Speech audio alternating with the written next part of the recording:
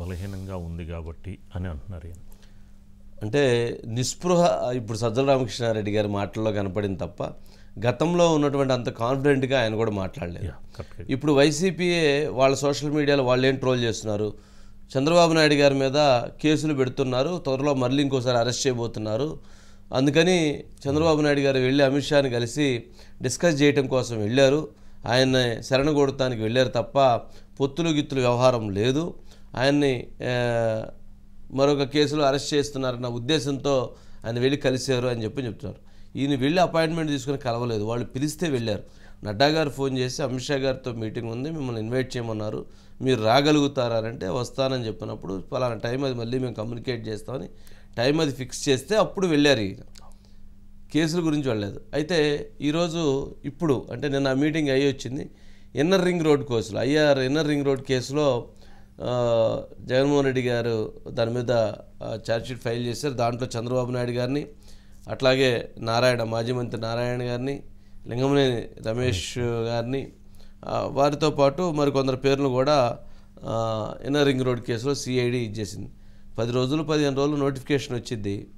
Notification నుంచి ఎలక్షన్కి వెళ్ళబోయే ముందు కూడా వీళ్ళు కేసులు కడుతున్నారంటే నిజంగా ఆ డిపార్ట్మెంట్లో ఉన్న వాళ్ళని సిఐడి వాళ్ళని ఏ రకంగా సంబోధించాలో నాకైతే అర్థం కావట్లా.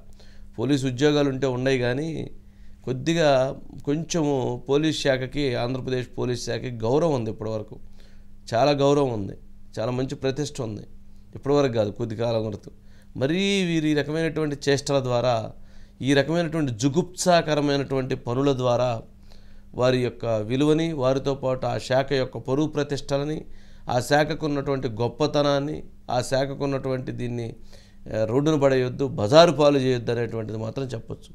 ఎవరైనా ఇంకో 10 రోజులు నోటిఫికేషన్ వస్తుందన్నప్పుడు కేసులు రిజిస్టర్ చేస్తారండి. అపోజిషన్ లీడర్ మీద 14 సంవత్సరాలు సీఎం, 14 సంవత్సరాలు అపోజిషన్ లీడర్, ఏమైనా అర్థం ఉండి చేస్తున్నారు లేదు తెలియదు నాకు.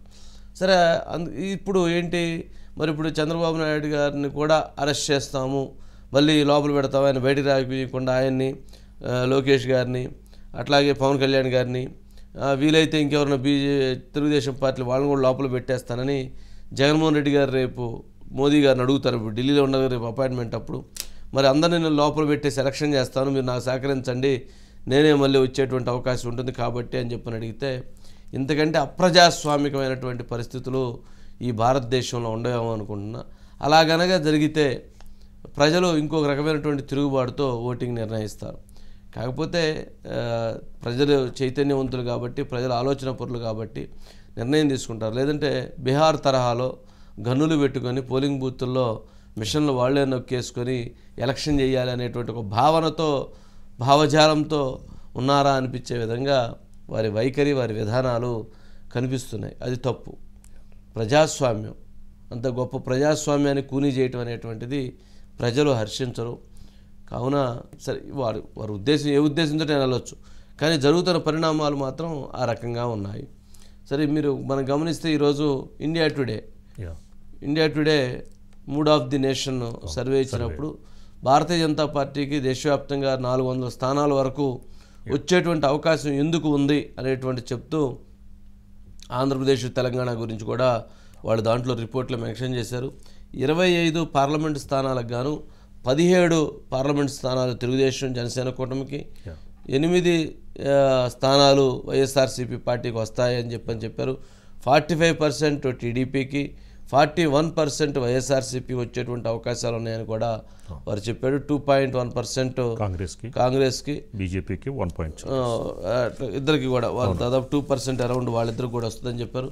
తెలంగాణలో 17 స్థానాలకు గాను సుమారుగా 10 స్థానాలు కాంగ్రెస్ పార్టీ చేజిక్కించుకుంటుందని, బీజేపీ 3 స్థానాలు, బీఆర్ఎస్ 3 స్థానాలు, అదేవిధంగా ఎంఐఎం 1 స్థానాన్ని కైవసం చేసుకునేటువంటి అవకాశం ఉందని చెప్పని India today mood of the nation సర్వేలు ఈరోజు తెలియజేశారు. అంటే ఓవరాల్గా చూసినప్పుడు పరిస్థితులు ఎలా ఉన్నాయి అనేటువంటిది అర్థమవుతుంది. ఇటువంటి సమీకరణాల విషయంలో ఇలా ఉన్నాయి కాబట్టి ఎవరి వ్యూహాలు వారికి ఉండేటువంటి పరిస్థితి ఉంటుంది. సరే, చూద్దాం మరి ఇవన్నీ ఎట్లా, ఈ రాజకీయ పరిస్థితులు ఎలా మారుతాయి, ఎలా ఉంటాయి అనేది మనం. అజిత్ గారు ఉన్నారండి. అజిత్ గారు, గుడ్ ఈవినింగ్ అండి. ఏంటి నిన్న బాబు గారితో అమిత్ షా, నడ్డా గారి మీటింగు, రేపేమన్నా జగన్మోహన్ రెడ్డి గారితో మోదీ గారి మీటింగు ఏంటి అసలు ఇది ఆశ్చర్యకరంగా ఒక్కరోజు కూడా గ్యాప్ లేకుండా టైం ఇచ్చేసి మీటింగ్లు పెట్టడం వెనక ఉన్న ఆంతర్యం ఏంటి? ఇద్దరూ కావాలి, ఇద్దరుతో ఉంటామని చెప్పడమా లేకపోతే ఏంటి? వంశీ గారు, ఒకటి అంటే దాదాపు ఒక వారం 10 రోజుల నుంచే బీజేపీ టీడీపీకి సంబంధించి దాదాపు టీడీపీ ఎన్డీఏ కూటమిలో చేరనుంది. ఈ మేరకి బీజేపీ అధిష్టానం ఆహ్వానిస్తోంది అని అనేది వార్తలు వస్తున్న నేపథ్యంలో ఒక వారం క్రితమే వైఎస్ జగన్మోహన్ రెడ్డి గారు ఢిల్లీలో అపాయింట్మెంట్ కోరారు వంశీ గారు. అసెంబ్లీ కంటే ముందే కోరారు. అసెంబ్లీ కంటే ముందు కోరి అంటే క్యాబినెట్ మీటింగ్ కంటే కూడా ముందే అపాయింట్మెంట్ కోరారు. కానీ అపాయింట్మెంట్ గత శుక్రవారమే వెళ్తారు అని కూడా అందరూ అనుకున్నారు వంశీ గారు. మరి ఎందుకో అపాయింట్మెంట్ ఇప్పుడు వచ్చింది, మొత్తానికి వారం తర్వాత అపాయింట్మెంట్ వచ్చింది. ఇదొక ఇష్యూ. మరోవైపు ముఖ్యంగా టీడీపీ అధినేత చంద్రబాబు నాయుడు గారు రాత్రి వెళ్ళారు, భేటీ అయ్యారు. మొత్తం కూడా ఎన్డీఏ కూటమిలోకి రావాల్సిందిగా బీజేపీ ఆహ్వానించింది. దానికి చంద్రబాబు నాయుడు గారు ఇంకా అంటే అక్కడ ఏం చెప్పారో తెలియదు, కానీ బయటకైతే ఇంతవరకు కూడా ఒక స్పష్టత, ఇంకా అధికారిక ప్రకటన అయితే రాలేదు వంశీ గారు. కానీ దీనికి సంబంధించి కొంచెం అంటే అనేక అంశాలు ముడిపడి ఉన్నాయి వంశీ గారు. గతంలోనే మనం అనుకున్నాం, ముఖ్యంగా ఆంధ్రప్రదేశ్ దక్షిణాదిన ఎన్డీఏ అధికారంలో ఉంది అని అనిపించుకోవడం కోసం బీజేపీ తహతహలాడుతోంది. అది ఒక అంశం.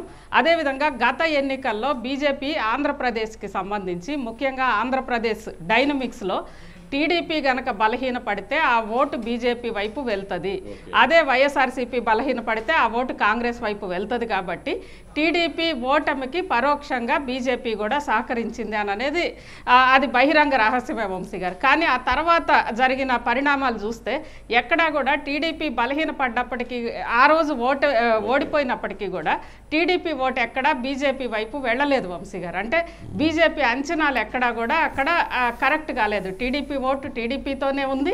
అదేవిధంగా ఏదైనా ప్రభుత్వ వ్యతిరేకత అనేది మళ్ళీ టీడీపీకి యాడ్ అవుతుంది. అంటే టీడీపీ ఓటు అనేది బీజేపీ వైపు వెళ్ళలేదు, టీడీపీ బలహీన పడలేదు, అంటే వాళ్ళు ఊహించని విధంగా. కాబట్టి ఖచ్చితంగా ఒకవేళ ఆంధ్రప్రదేశ్లో మనం వేళ్ళు ఉనుకోవాలంటే టీడీపీతోనే ట్రావెల్ చేయడం ద్వారానే వేళ్ళు ఉనుకోవచ్చు అనే ఒక అంచనా, అది ఒక అంశం వంశీ గారు.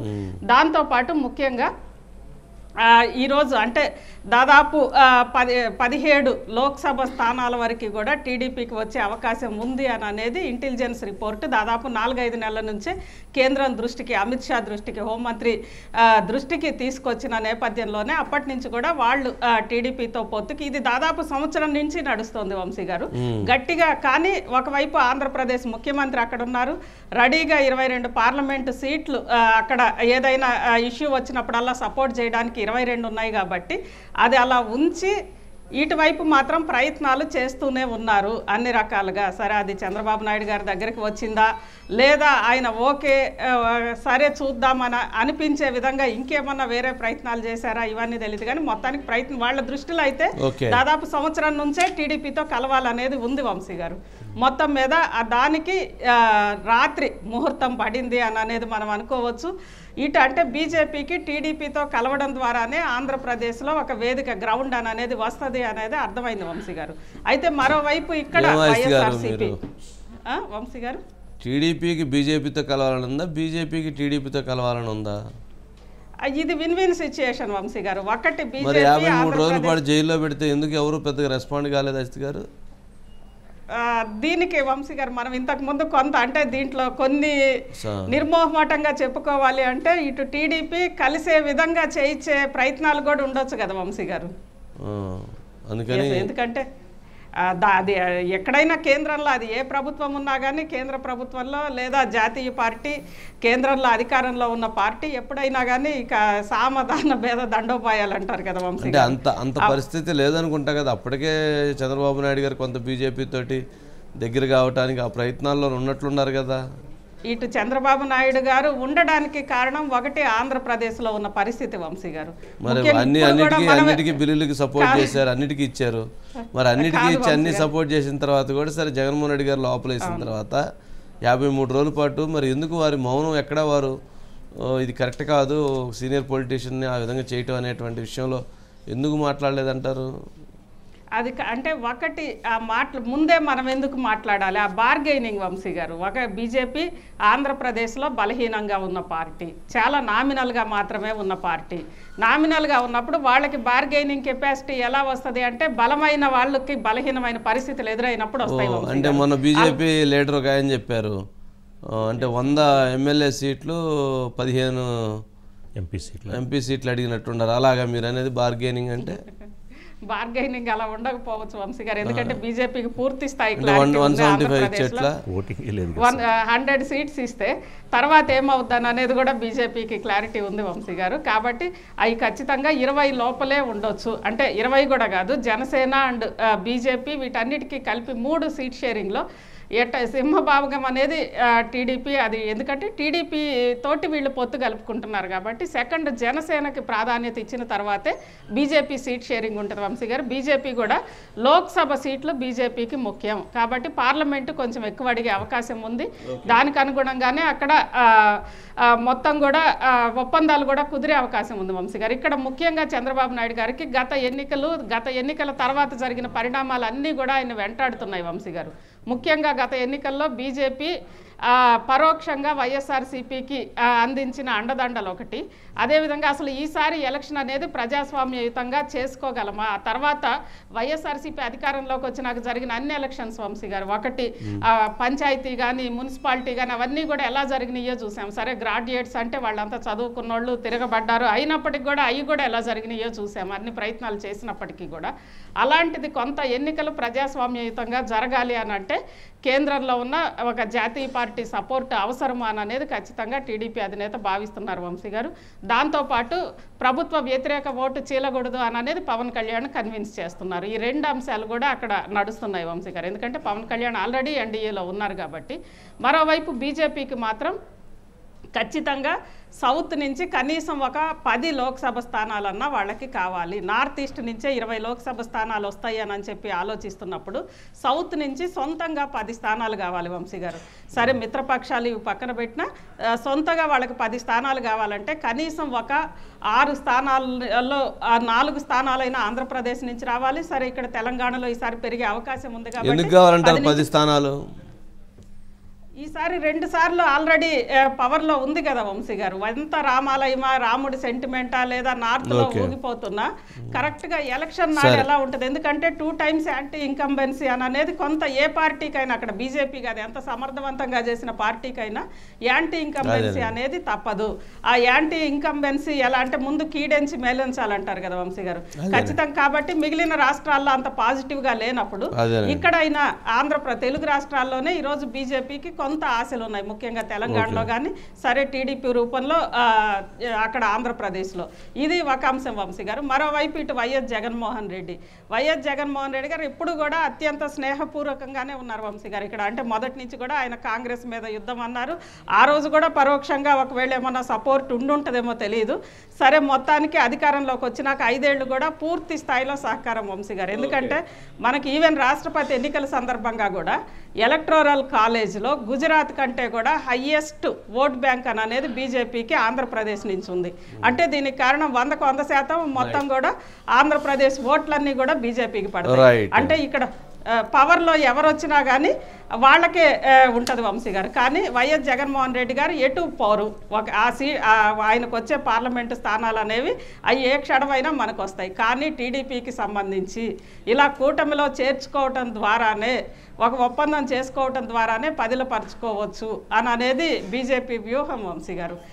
దానికి అనుగుణంగానే ఈరోజు సరే టీడీపీ తోటి మొత్తానికి కూటమిలో చేర్చుకుంది. మరోవైపు వైఎస్ జగన్మోహన్ రెడ్డి గారు దీనికి సంబంధించే గత వారం క్రితమే ఆయన వెళ్ళాలని అనుకున్నారు. సరే అపాయింట్మెంట్స్ ఇవన్నీ కూడా హై లెవెల్ ఇన్ఫ్లుయెన్స్ తోటి రేపు దొరికినాయి. రేపు ప్రధాని కలిసినప్పుడు దీనికి సంబంధించే నేనున్నా కదా ఎందుకు అనేది మాట్లాడే అవకాశం ఉంది అని అంటున్నారు వంశీ గారు. అయితే ఒకవేళ అంటే ఎన్డీఏ కూటమిలోకి వైసీపీ చేరుతుందా, ఒకవేళ వైఎస్ జగన్మోహన్ రెడ్డి గారు కనుక తన ఆఫర్ ఇచ్చి మేమే చేరతామంటే బీజేపీ ఏం చేస్తుంది, దీనికి సంబంధించి ఇంకా ఇలాంటి ఎందుకంటే బీజేపీ ఖచ్చితంగా టీడీపీకి సంబంధించి ఇటు అధికారికంగా ప్రకటన రాకపోయినా జాతీయ ఛానళ్ళన్నీ కూడా టీడీపీ ఎన్డీఏలో చేరిపోయింది అని ఇచ్చారంటే ఖచ్చితంగా బీజేపీ అధిష్టానం నుంచి వచ్చిన లీక్లే వంశీ గారు. లీక్లు అంటారా వార్తలు అంటారా తెలియదు. సో బీజేపీ మాత్రం డిసైడ్ అయిపోయింది వంశీ గారు టీడీపీని చేర్చుకోవాలని. సరే టీడీపీ ఇక చంద్రబాబు నాయుడు గారి నుంచి అధికారికంగా ఏమొస్తుంది అనేది చూడాలి. ఓకేనండి.